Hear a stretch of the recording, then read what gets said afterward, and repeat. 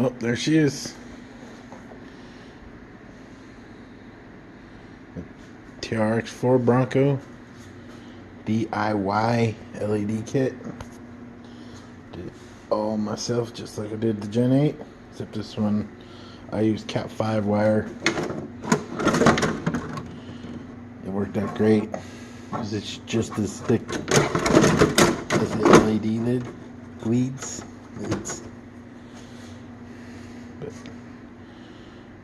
turned out great. Going with blue because I'm gonna change it to blue. Don't like red. Hated red. But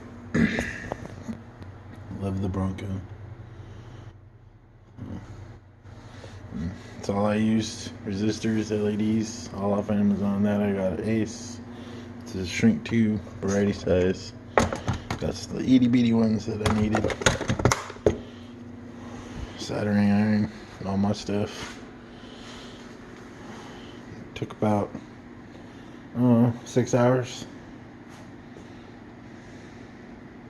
Took a lot of breaks. Watched my kids. So, let me know what you think. Alright, bye.